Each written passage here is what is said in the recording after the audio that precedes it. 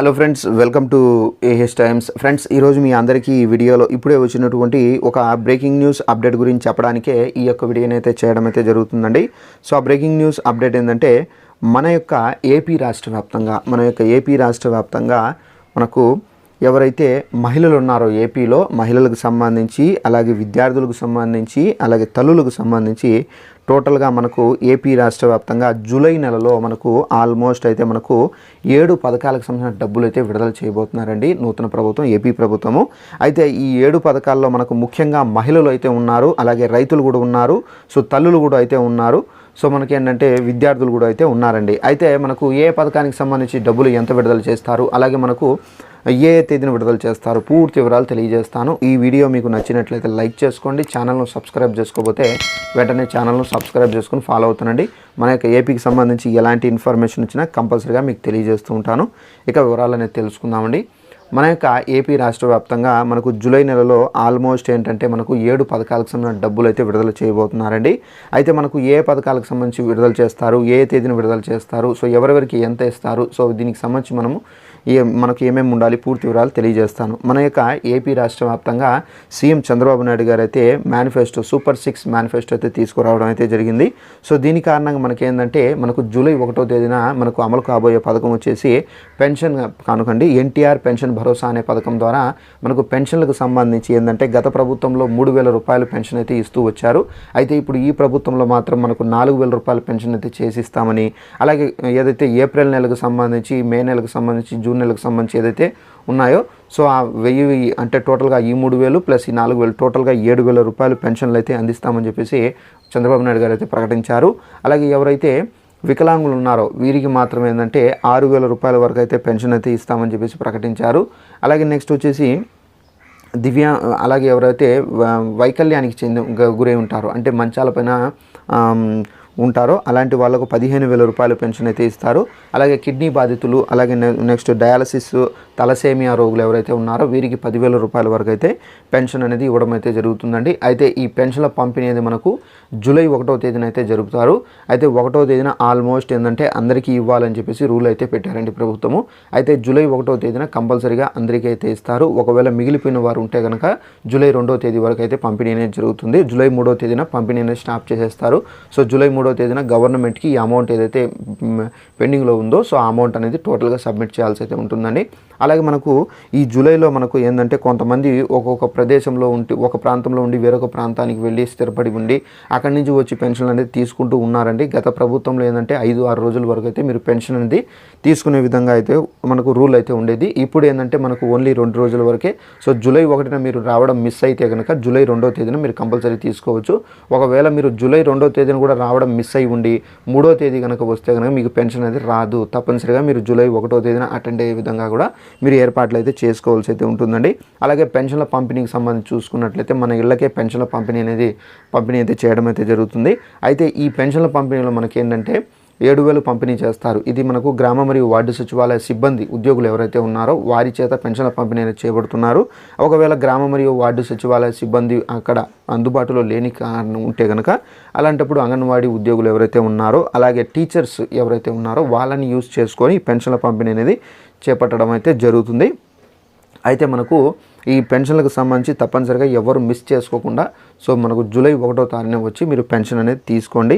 అలాగే పెన్షన్లకు సంబంధించి కొత్త పెన్షన్లు ఎప్పుడు విడుదల చేస్తారని చెప్పేసి చాలామంది అడుగుతున్నారు. అయితే కొత్త పెన్షన్లకు సంబంధించి ఇంకా ఏం అప్డేట్ అయితే రాలేదు. కొత్త పెన్షన్లకు సంబంధించి ఏమైనా అప్డేట్ వస్తే తప్పనిసరిగా మీకు తెలియజేస్తాను. అలాగే నెక్స్ట్ పథకం చూసుకున్నట్లయితే మనకు జూలై 5వ తేదీన వచ్చేసి మనం చూసుకున్నట్లయితే ఒక్కొక్క మహిళకు 18,000 రూపాయలు అయితే వేస్తారండి. ఈ 18,000 రూపాయలు ఏ పథకానికి సంబంధించి వేస్తారు, సో మనకు ఏ విధంగా వేస్తారు, ఈ పథకానికి సంబంధించి మనం అప్లై చేసుకోవాలంటే ఏమేమి కావాలి, సో దానికి సంబంధించిన పూర్తి వివరాలు తెలియజేస్తాను. మనకు జూలై 5వ తేదీని చూసుకున్నట్లయితే మనకు ఆడబిడ్డ నిధి అనే పథకం ద్వారా ఏంటంటే మనకు 18 సంవత్సరాల నుండి 56 సంవత్సరాల లోపల వయసు కలిగి ఉంటే కనుక అలాంటి వాళ్ళందరికీ సంబంధించి ఆడబిడ్డ నిధి అనే పథకం ద్వారా ఒక్కొక్క మహిళకు 1500 రూపాయలు ప్రతి నెల అకౌంట్లో అయితే వేస్తారండి. సో ఒక్కొక్క మహిళకు 1500 ఒక్కొక్క నెలకు వేస్తే కనుక ఒక సంవత్సరానికి 12 నెలలు కాబట్టి 18,000 రూపాయలు వారికి అమౌంట్ అనేది లబ్ధి అనేది కలుగుతుంది.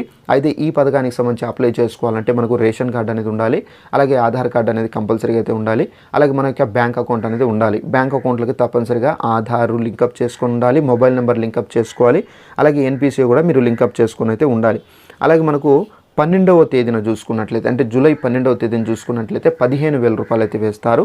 ఈ 15,000 రూపాయలు ఎవరికి వేస్తారంటే మనకు ఎవరైతే విద్యార్థులు ఉన్నారో అంటే మన ఇళ్లల్లో ఎవరైతే పిల్లలు ఉన్నారో వారికి వేస్తారండి. సో మనం ఎగ్జాంపుల్ చూసుకున్నట్లయితే గత ప్రభుత్వం అమ్మఒడి అనే పథకం ద్వారా ఏ విధంగా విద్యార్థులకు సంబంధించి ఇచ్చారో ఆ విధంగా అయితే వేస్తారు. అయితే గత ప్రభుత్వం ఇంట్లో ఒకరికి మాత్రమే అమ్మఒడి అయితే ఇచ్చారు. అయితే ఇప్పుడు నూతన ప్రభుత్వం మాత్రం ఇంట్లో ఎంతమంది పిల్లలు ఉన్నా, 1 లేదా 2, 3 పిల్లలు ఉన్నా కానీ వారికి 15,000 రూపాయలు అయితే వేస్తామని చెప్పేసి చెప్పడం అయితే జరిగింది. అయితే ఈ పథకానికి సంబంధించి మనం అప్లై చేసుకోవాలంటే తప్పనిసరిగా మనకు రేషన్ కార్డు ఉండాలి, అలాగే మనకు స్కూల్స్లో చదివేటట్టుగా అంటే హాజరు అటెండెన్స్ పర్సెంట్ కూడా అయితే ఉండాలండి. సో ఇది మనకు విద్యార్థులకు సంబంధించిన పథకము.